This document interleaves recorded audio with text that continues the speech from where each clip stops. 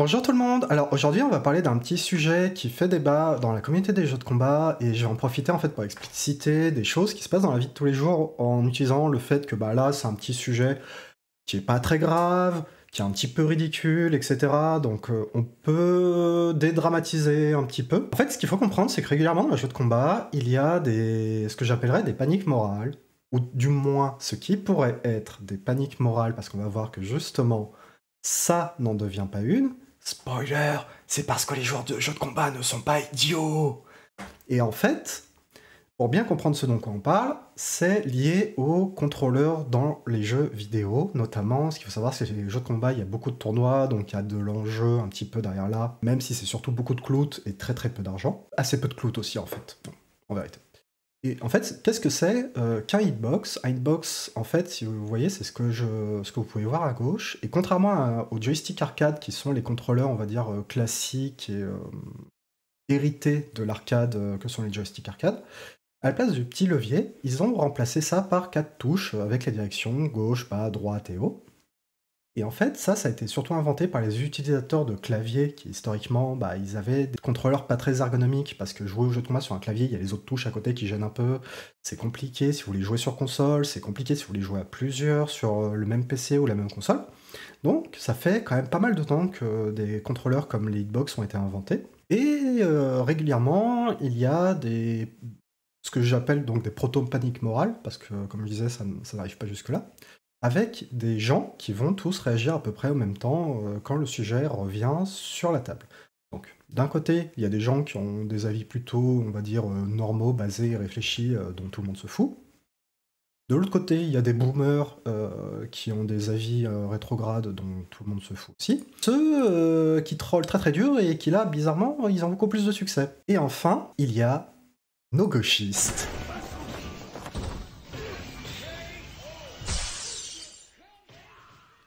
Formidable. Bonjour.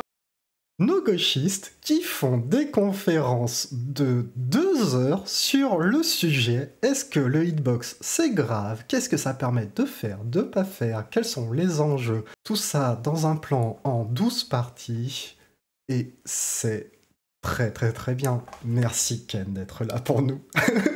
Heureusement qu'il y a enfin un youtubeur Pokémon qui prend le sujet à bras le corps. Et enfin, il y a ce génie qui s'est dit pourquoi pas mettre tous les boutons sur un carton de pizza. Donc en fait, ce qu'il faut comprendre, c'est que la hitbox, ça permet en effet de faire certaines choses un peu plus facilement, c'est assez spécifique, je vais pas rentrer dans les détails, c'est un peu compliqué à comprendre si vous ne jouez pas au jeu de combat. Mais en gros, l'accusation et le cœur du débat principal, c'est que ça rend certaines choses trop faciles et donc c'est de la triche.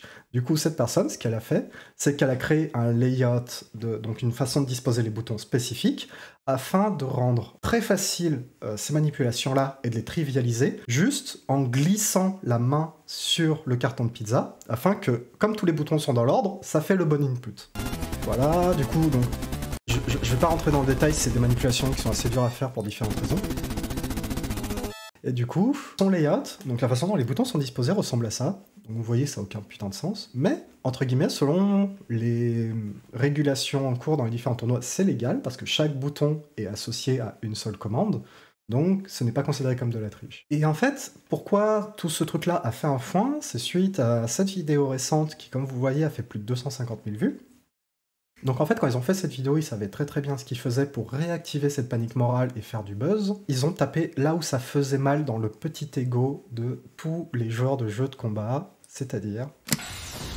Ils ont dit « Oh mon dieu, regardez, vous pouvez faire ce truc-là en 4 frames au lieu de 6, 8 ou 12 que vous faites normalement avec votre contrôleur. Oh, regardez, vous n'avez aucune chance de gagner contre ça. » Alors qu'en fait, donc ça a été disséqué par plein de joueurs de la communauté de jeux de combat. C'est un discours qui est très très limité. Ce qu'il faut bien comprendre, c'est que si vous voulez faire ça, d'une part, c'est beaucoup plus simple à faire côté gauche que côté droit, donc si vous êtes côté droit de l'écran, mort. Et de deux, si vous voulez faire ce truc-là, vous êtes ultra focus que sur ça en fait. Si la personne, elle fait n'importe quoi d'autre, vous pouvez pas réagir. Donc en fait, dans la dynamique des jeux de combat, c'est vraiment pas très très grave. Donc en fait, c'est un très mauvais exemple, mais qui a cristallisé toutes les angoisses qu'avaient les gens vis-à-vis de ça. C'est pour ça que tout le monde y a réagi, pour ça que ça fait du buzz. Et notamment, cette panique morale est réactivée assez régulièrement parce que les joueurs très connus passent sur Hitbox, non seulement parce que comme c'est un contrôleur assez récent, disponible à très grande échelle, qui a eu plein de petites variations comme la Snackbox qui la permettent d'être très portable, ce genre de choses, la panique est réactivée en mode « Oh là là, il nous trahit, il passe chez les autres », vraiment la guerre des consoles, c'est la même chose. Et on peut voir que ça fait quand même quelques temps que c'est réactivé, comme cette vidéo qui date de 2019 qui se demande si les hitbox ne devraient pas être bannis. Mais pour vraiment bien comprendre ce qui se passe, il faut rentrer dans le détail du concept de panique morale. Donc, premier élément, les gens se sentent concernés par le sujet. C'est-à-dire que les gens n'ont pas forcément peur, ne pensent pas forcément que ça va être la fin du monde ou quoi, mais ils se sentent concernés. Ils ont l'impression qu'ils font face à quelque chose d'injuste qui les concerne eux, qui va les toucher. À un moment ou à un autre, ça va leur tomber dessus. Donc là, par exemple, quelqu'un qui joue au Hitbox n'est pas soumis aux mêmes règles, c'est-à-dire que c'est un tricheur. Donc dans le domaine compétitif, on n'aime pas ça, la triche. Deuxièmement, pour qualifier une panique morale, il faut qu'il y ait de l'hostilité envers les acteurs qui incarnent le problème. Donc là, quand ça discute, ça dit « Oh, si tu comprends pas de quoi on parle, c'est que t'es pas assez intelligent ». Mais également envers les instances, les institutions qui peuvent faire quelque chose à ce sujet-là, qui sont vues comme un peu le prolongement du problème, c'est-à-dire que vu qu'elles font rien, c'est une partie du problème, et elles peuvent devenir le problème également si elles endorsent ce comportement, leur crée la panique morale.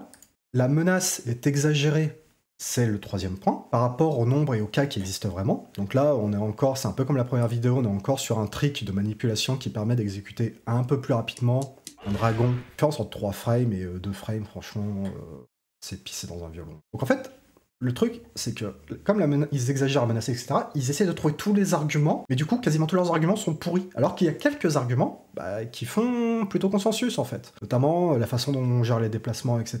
Mais ça, a priori, de toute façon, ça ne compte que pour les joueurs de très très haut niveau, et c'est vraiment à la marge. Est-ce que pour un joueur de très haut niveau, est-ce que ça vaut le coup? Parce qu'il y a également d'autres avantages, d'autres inconvénients, etc. Ça dépend plus du style de jeu, ça dépend de beaucoup de facteurs. Donc, quatrième point, la panique, comme je vous disais, elle est volatile, c'est-à-dire qu'elle revient régulièrement sans prévenir à des moments. Donc là, par exemple, j'ai retrouvé un tweet qui date de 2021, donc pour vous dire que c'est un truc un peu cyclique, régulier, etc. Le cinquième point, c'est que pour qu'il y ait panique morale, il faut qu'il y ait un consensus, donc des élites. Donc là, par exemple, vous voyez, vous avez un champion du monde de l'Evo d'il y a 10 ans, etc.